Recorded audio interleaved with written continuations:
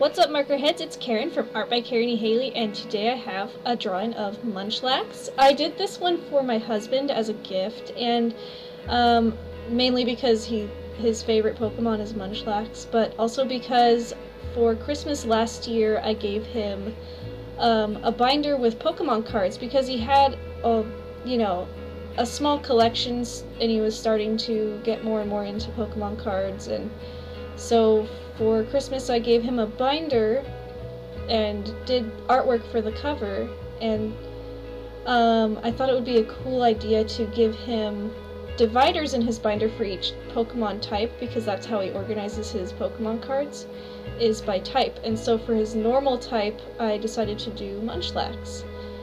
He doesn't even have a Munchlax card, but he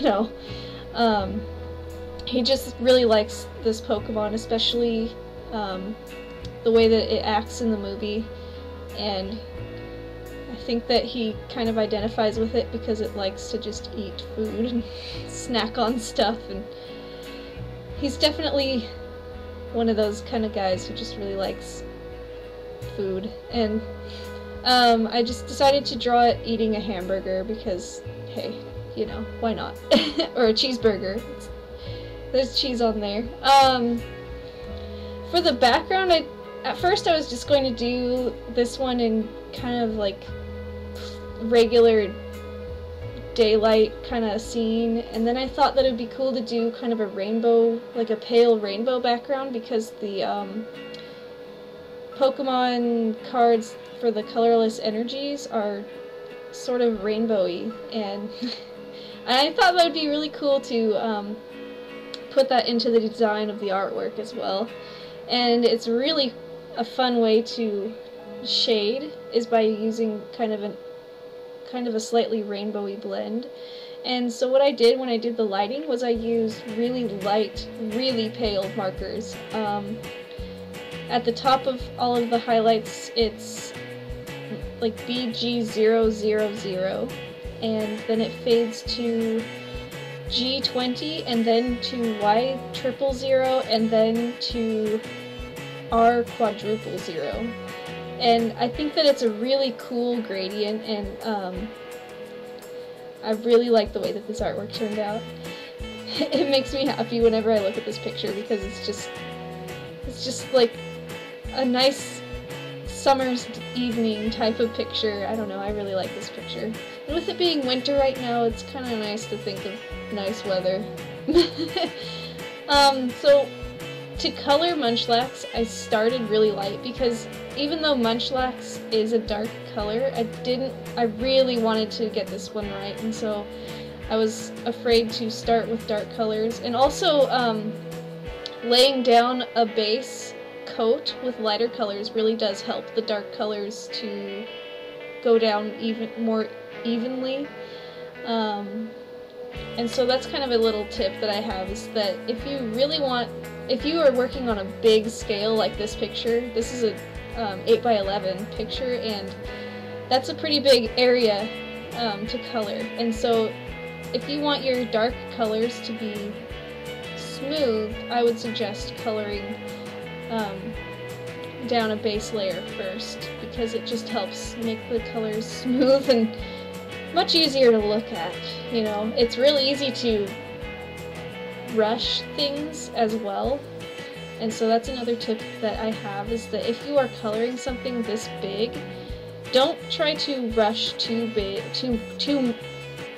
try to rush too much, because it can make things blotchy and you can color out of the lines like I just did right there, and it can be a mess if you color too quickly. I know that it looks like I'm going at super speed, but that's because this video is sped up 16 times its regular speed.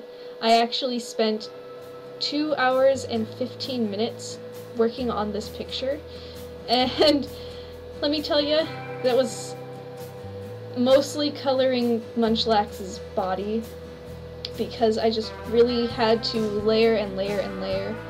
And I know that Munchlax is mainly kind of a greenish gray color on the cards and in the show, but with the lighting the way it was, I wanted to give it kind of a purpley, like a bluish purple shading, because I thought that it would contrast well with the rainbow colors, and you can still tell that it's a Munchlax, and even if the colors might not be card accurate or whatever, you can still tell what kind of Pokemon it is, and I think it turned out really well. And in official artwork, I don't think you can see the color of Munchlax's pupils, so I asked my husband what he thought its pupils should be colored, and he said green, so he's got some nice green eyes there. And here I am just shading all of the skin tone areas. I know that it's not like skin, like if Munchlax was really be fuzzy, probably.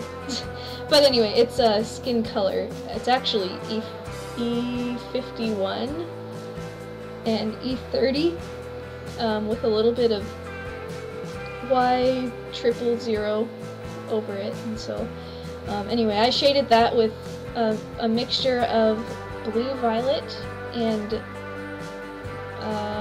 looks like I shaded it with some blue greens also, just because I like to use colors to shade. I don't like to use grays, and I don't like to use just a darker version of the color.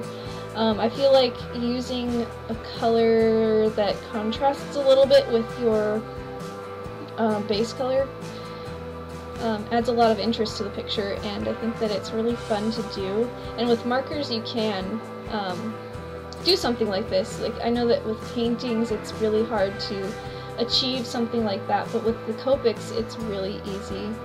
And this is something that I knew that I tried when I did the little background that he's sitting on. I wanted to go for kind of a simple style that was still sort of detailed looking, and I really wish that I was coloring in frame, but I'm not.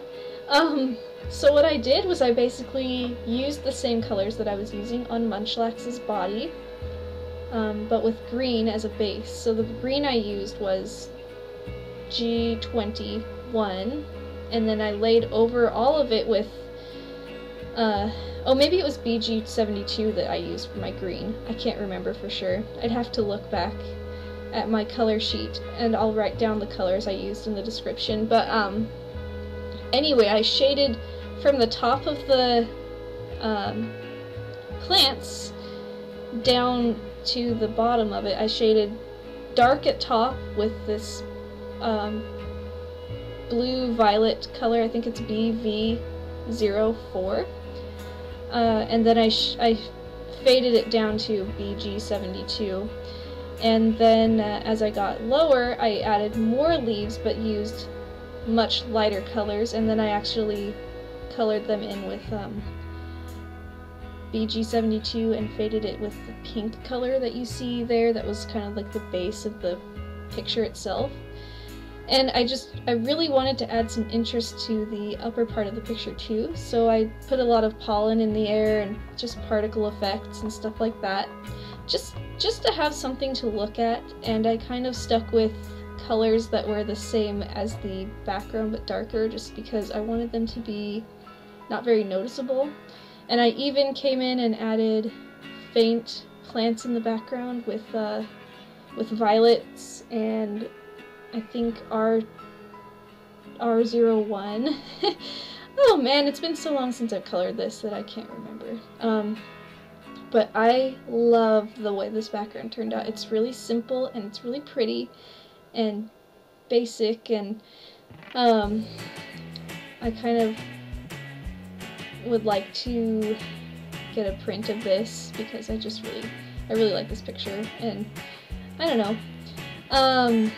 So anyway, there I just added in all of the little details, and here I'm adding the shading into the mouth because I felt like it just looked flat.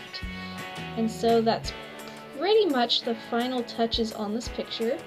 I'm really thankful for you guys for watching my videos. Thanks so much to all the people who've subscribed since the last video, and thank you again.